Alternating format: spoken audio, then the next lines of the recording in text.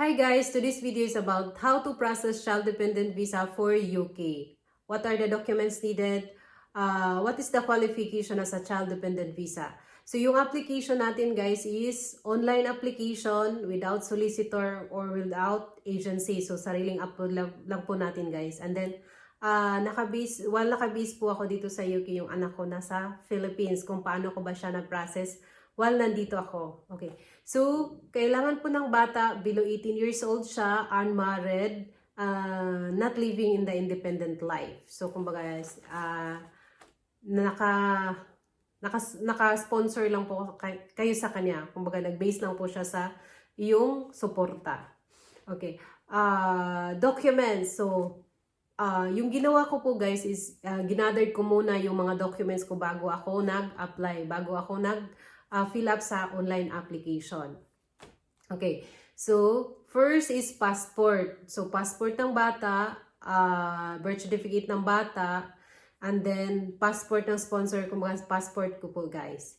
And then, married po kasi ako sa British citizen, kailangan ko ng pahintulot ng father niya. Kumbaga is, kailangan ko ng affidavit na pumayag yung tatay na dadalhin ko yung anak ko dito sa UK. So, kumuha po kami ng powers of attorney. And then, sa akin din guys, kumuha po ako ng powers of attorney na ako yung sole responsibility ng bata.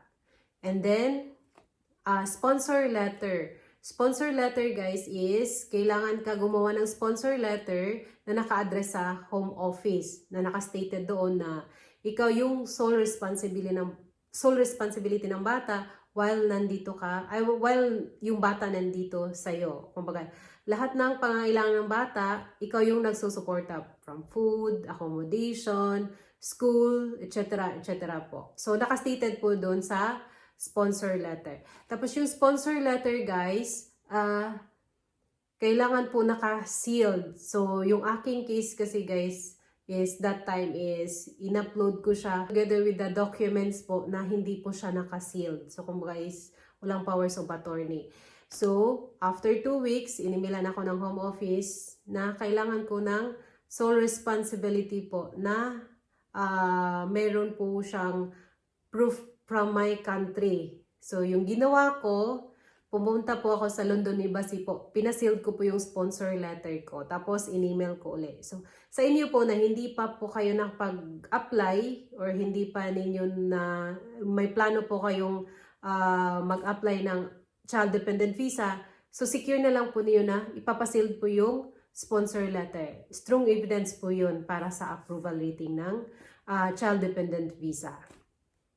And then, accommodation. So, yung accommodation guys is pinaka-importante po natin yan na first na i-consider para kung mag-apply po tayo ng child-dependent visa. Kasi dito sa UK guys, hindi pwede na wala tayong separate bedroom sa bata. So, kailangan yung accommodation natin is meron po siyang separate bedroom. Bawal yan sa UK na wala siyang sariling kwarto. So, yun yung first natin na titingnan talaga once na meron po tayong i-apply na child-dependent visa. And then, dun sa documents na yan, either renting or sariling bahay ninyo or mortgage. So, yun po yung, i-upload po yung documents po na meron pong proof na meron po siyang spare bedroom.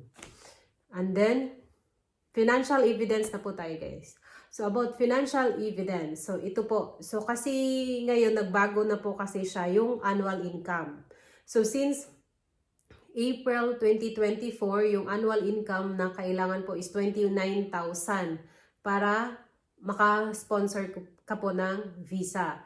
So, yung aking case kasi guys, so, pang ilang visa ko na ba to? So, pang ilang renewal na yung akin. Kumbaga, yung akin po guys is naka-base po ako sa visa settlement way back 2012, July 2012.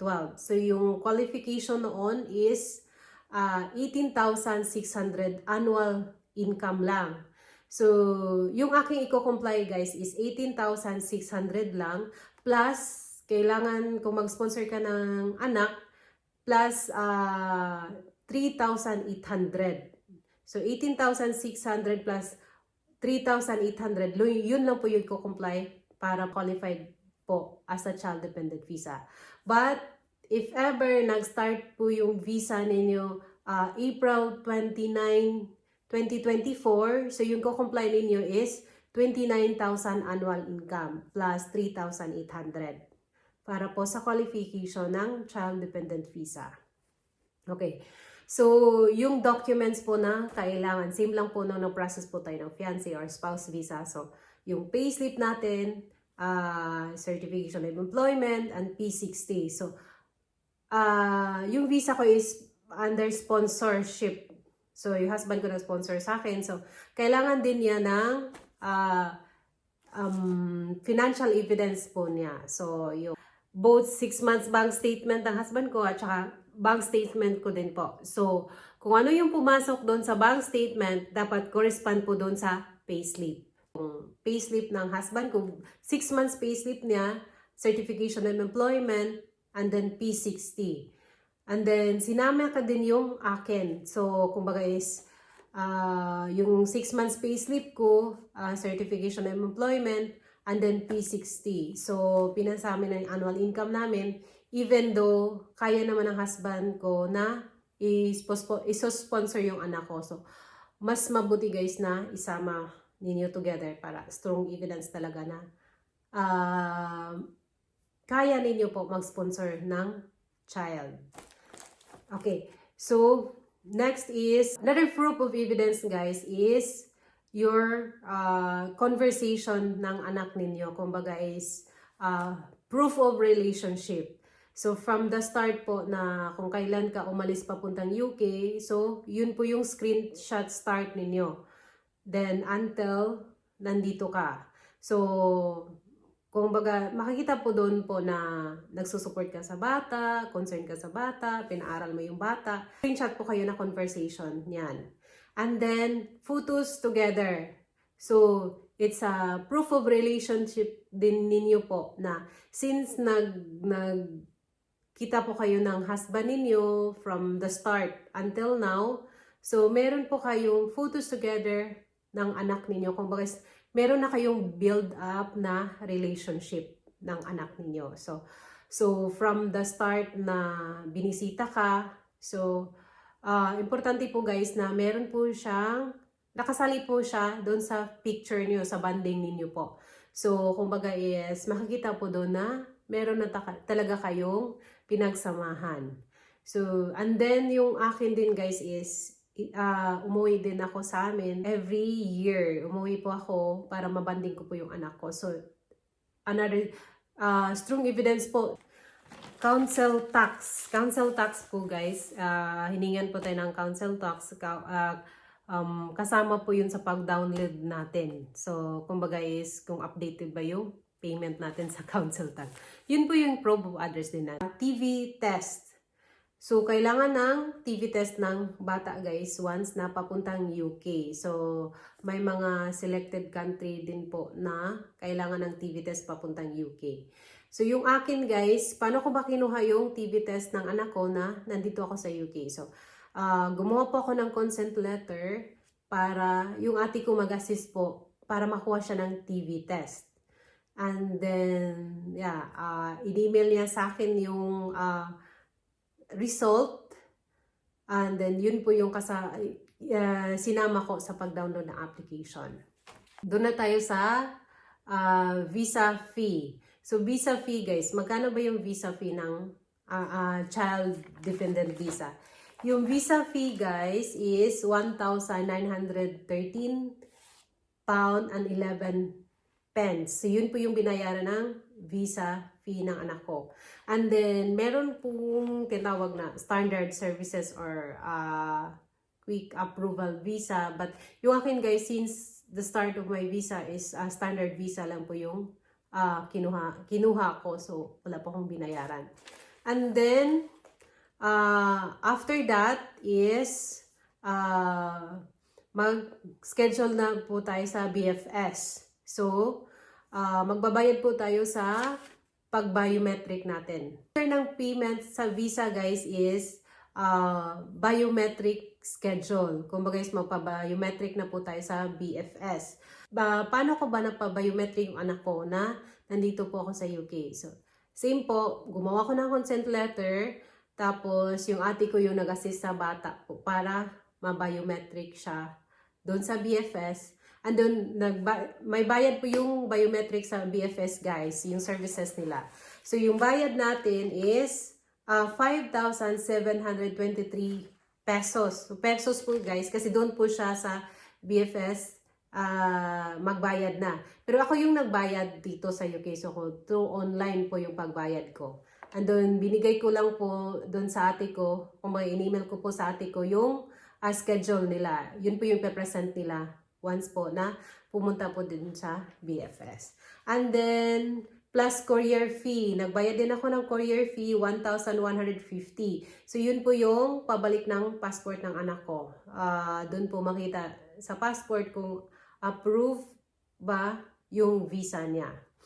So, all in all is 6,873 pound yung binayaran ko sa BFS po.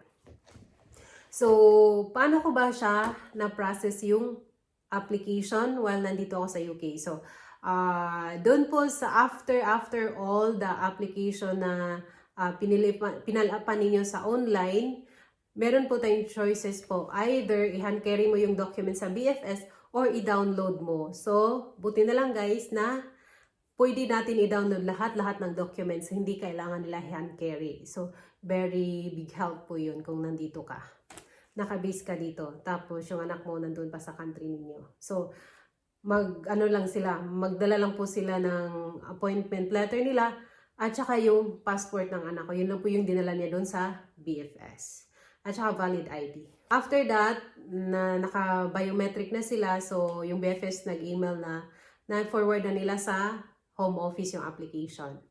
And then, after 1 week, inimilan ako guys na kailangan ko pala magbayad ng surcharge. Akala namin wala kaming bayad ng surcharge. Kasi yung spouse visa ko, after ko po nag-download ng documents, meron pong naka-indicate doon na kailangan ko ng surcharge. So, nimilan kami guys na kailangan namin ng surcharge. Kailangan namin magbayad ng surcharge. So, yung surcharge ng anak ko po guys is 1,164 pounds. So, please convert na lang to peso kung magkano ba yung equivalent ng surcharge. Then, after that, yun po, hinintay na lang po namin yung approval. So, yung approval po niya guys is 2 months. So, 2 months po siya na-email sa akin na approve po yung application ng anak ko. Okay, next that is kailangan ng CFO ng anak ko. So, next video guys is i-share ko po sa inyo kung paano ko po kinuha yung CFO niya. Kasi kailangan ng CFO guys if ever yung bata is above 12 years old. So, only below 12 years old lang ang hindi magko-comply ng CFO. So, i-share ko po sa inyo separate video niya. Thank you for watching for this video. Hopefully po marami po tayong mga kababayan na matutulungan without solicitor or without agency po. Please like and subscribe po para ma-share po natin sa lahat. Thank you for watching guys. See you for the next vlog. Bye-bye!